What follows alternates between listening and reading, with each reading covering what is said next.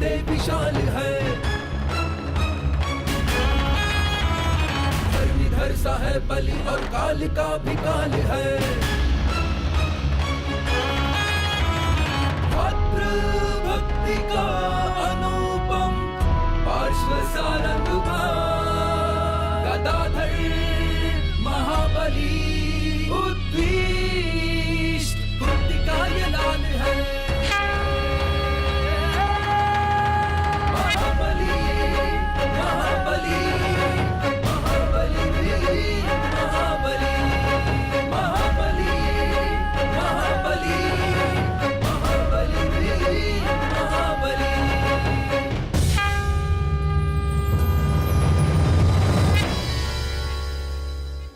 भीम दिखाई नहीं दे रहा है। अपनी माताओं और भ्राताओं के साथ गया होगा। किंतु कुंती और माधुरी के साथ हमने अन्य 4 बालकों को देखा, पर भीम दिखाई नहीं दिया। भीम की स्वयं की ही लीलाएं चलती रहती है। वो या तो आगे दौड़ रहा होगा या कहीं छिपा होगा। बहुत ही अद्भुत बालक है ये हमारा भीम। शायद हमें ऐसा लगा कि आज वो आपकी सेवा में उपस्थित है। नहीं नहीं, उनकी माताएं उन्हें वन में जीवन यापन की गतिविधियां सिखा रही हैं। वो साथ साथ ही होंगे। आप विचार कौशल, अध्यात्म के रुचिकर और धर्मपरायण राजा। इस वन में अनेक राजा रानियां, राजकुमार आए, यद्यपि हमें किसी का भी स्मरण नहीं, परंतु आपके विचार और व्यवहार से न केवल मैं बल्कि समस्त मणिगण अति प्रसन्न है। छोड़ दो माताश्री, अब हमको कभी भी नहीं सताएंगे और हमेशा आपकी सेवा पर तत्पर रहेंगे। हमें क्षमा कर दो। हमें आपसे कोई बात नहीं करनी। माता, क्षमा कर दो माता, नहीं पहुंचाऊंगा आपको पीड़ा। क्षमा कर दो, क्षमा कर दो ना। भीम नहीं। माता, क्षमा कर दो ना।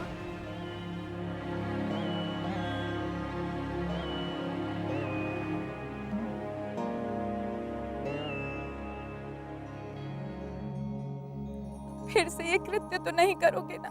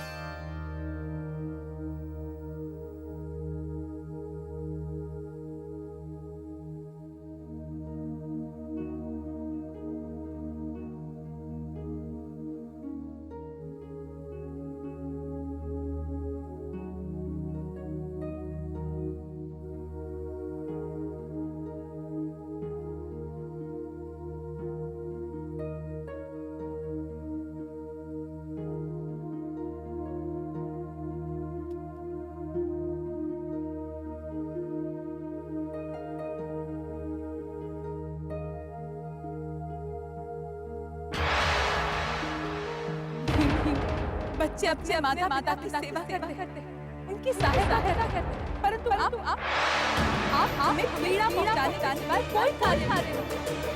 आपने सोचा है कि आपकी माता वन में लकड़ी तोड़ने जाने तो हमारी सहायता करते? कभी आपने सोचा है?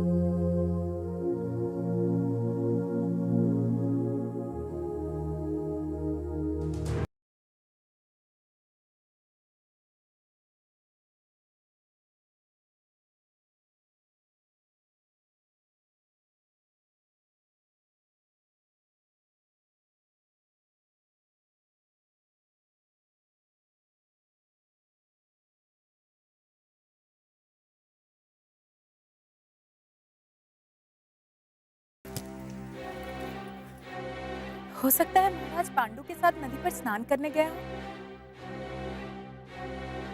किंतु ये ध्वनि कैसे थी दीदी?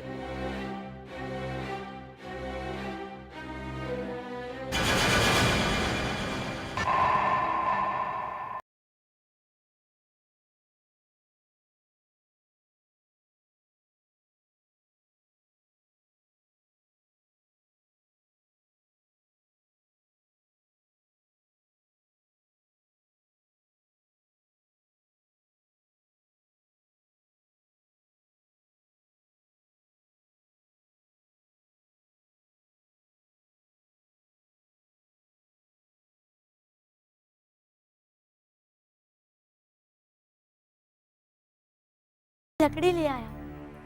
भीम, ये लकड़ियां हैं। जी माता। ये ध्वनि कैसी थी? ये सब आपके पुत्र का कृत्य है।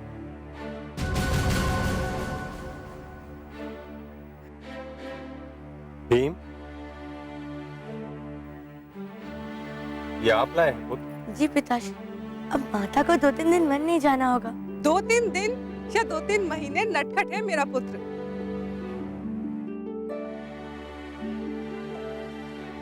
ये कृत्य प्रशंसा योग्य नहीं है माद्री। क्या दीदी, आप भी ना, आपको तो भीम का कृत्य कभी पसंद ही नहीं आता।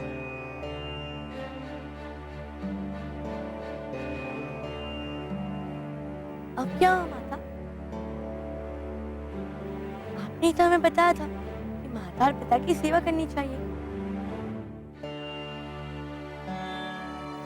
तो ये सेवा नहीं थी।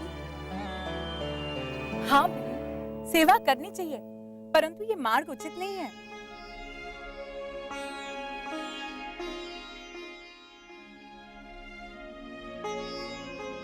तो उचित मार्ग क्या है माता?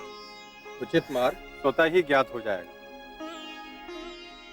आप सेवा करें जैसी कर सकते हैं। महाराज, आप भी इन्हें ऐसी सेवा का ज्ञान दे रहे हैं। ये स्वयं ही इतने नटखट है।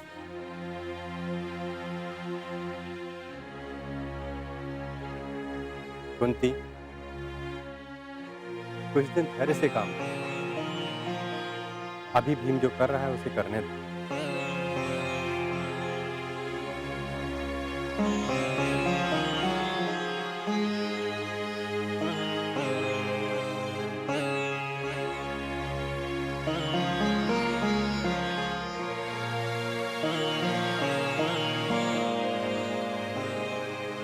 चलो नटखट।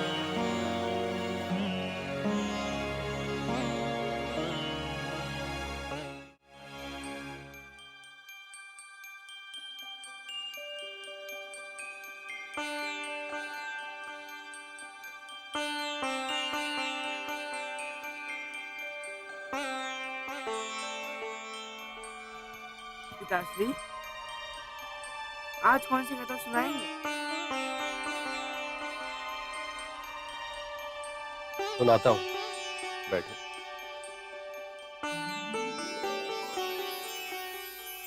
सहदेव, पुत्र इधर आइए। कुंती, आप भी आओ।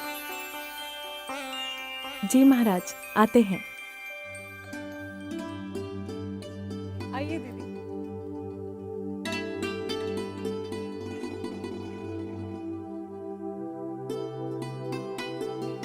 महाराज, कल आप एक जटाधारी साधु की कथा सुनाने वाले थे।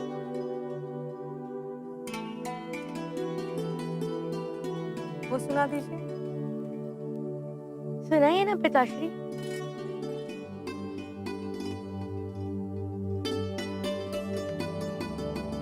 हाँ हाँ, मुझे स्मरण है, सुनाता हूँ।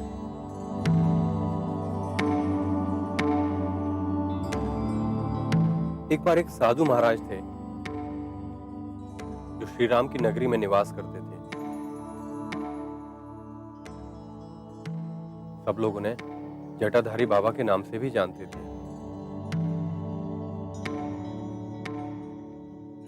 बाबा सदैव सिया राम का सुमिरन किया करते थे। उनको लगता कि उनके रोम रोम में सिया और राम का वास है।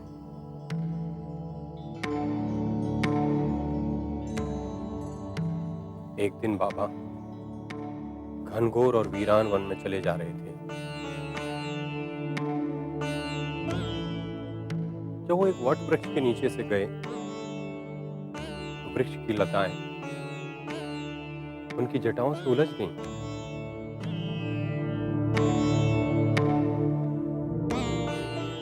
बाबा ने जटाओं को सुलझाने का बहुत प्रयत्न किया, परंतु वो नहीं सुलझी।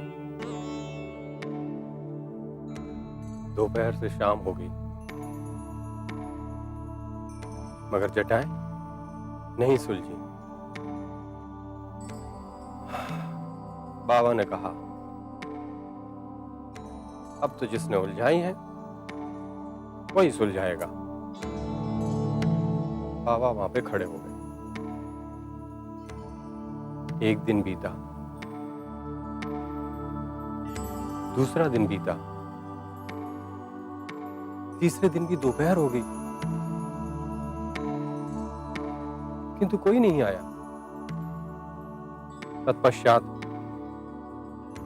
सायंकाल का समय भी हो गया, अंधेरा घिर आया।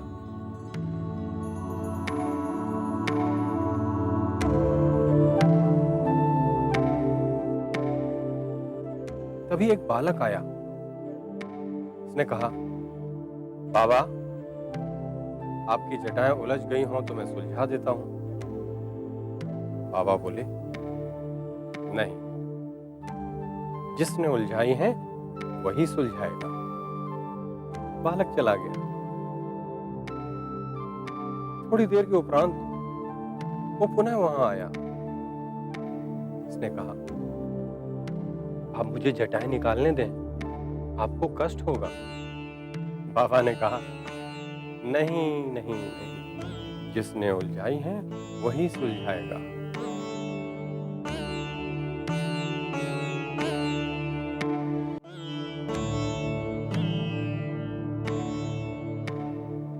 बालक बोला, तो बाबा हमें बता दीजिए किसने उलझाई है, मैं उसे यहां ले आता हूं। तो बाबा ने उन्हें सब कुछ बता दिया?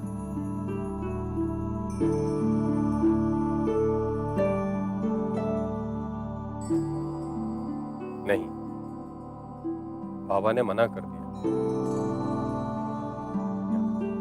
उन्होंने कहा, तुम जाओ, जिसे हमारी चिंता है वो स्वयं आएगा।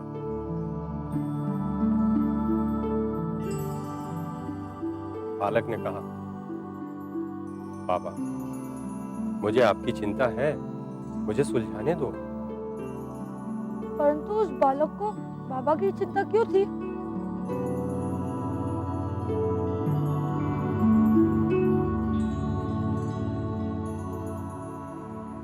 पिताश्री, किसने उलझाई थी वो जटाएं? पुत्र, पहले कथा तो पूर्ण होने दीजिए, तत्पश्चात पूछिएगा। हाँ महाराज, तत्पश्चात क्या हुआ? बालक ने कहा, मुझे आपकी चिंता है बाबा। बाबा ने कहा, तेरे चिंता करने से क्या होता है? जिसे चिंता करनी चाहिए उसे तो हो नहीं रही है। तो बालक ने कहा, आपने पहचाना नहीं, मैं ही हूं वो जिसने आपकी जटाएं उलझाई हैं।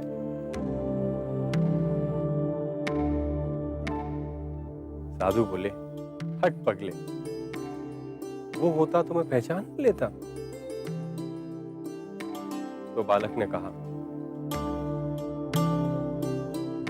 मैं ही हूं बाबा, देखो। और ये कहकर वो बालक धनुर्धारी भगवान श्री राम के वेश में प्रकट हो गए।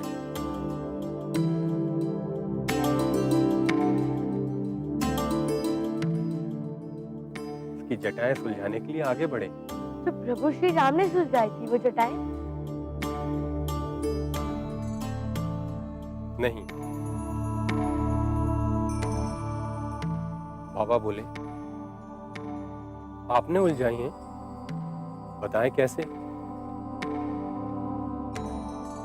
प्रभु बोले, आप मेरे परम भक्त हो, मेरे सिवाय और कौन उलझा सकता है आपकी जटाएं? बाबा बोले, मैं तो सिया राम का भक्त हूं, प्रभु आप तो अकेले आए। ये सुनते ही माता जानकी प्रकट हो गई और बोली, मैं सदैव प्रभु के साथ हूं।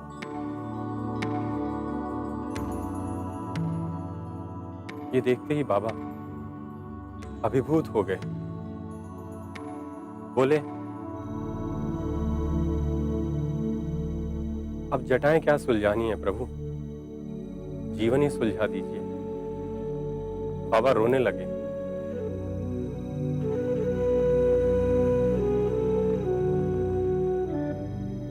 माता जानकी और श्री राम ने आगे बढ़कर उनकी जटाओं को सुलझाया और प्रभु राम ने उनको गले से लगा लिया।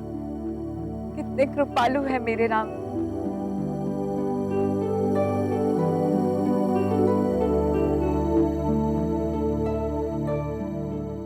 जो प्रभु पर आश्रित रहते हैं, प्रभु उन पर करुणा करते ही हैं। सत्य कहा।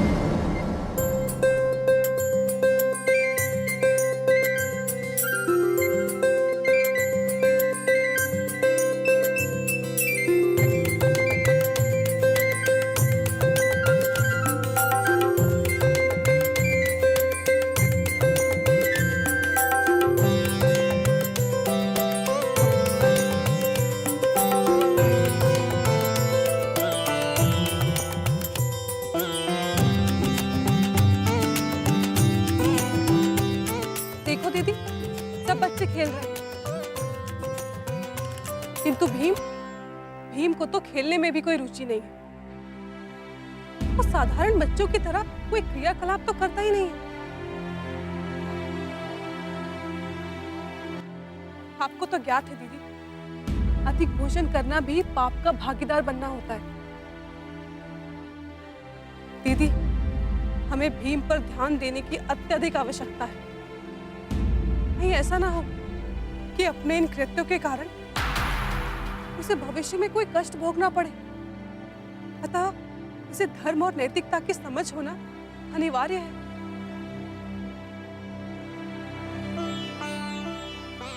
सत्य कहा माता,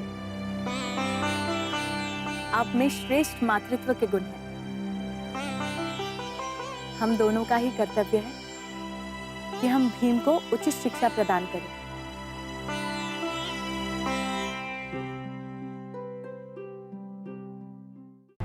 सोचो अर्जुन, देश पैदा करने खेल में झूठ नहीं बोल सकते।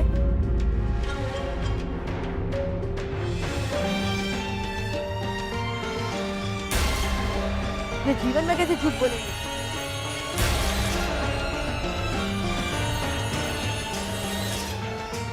हमें तो उनसे प्रेरणा लेनी चाहिए, हमें तो गर्व होना चाहिए।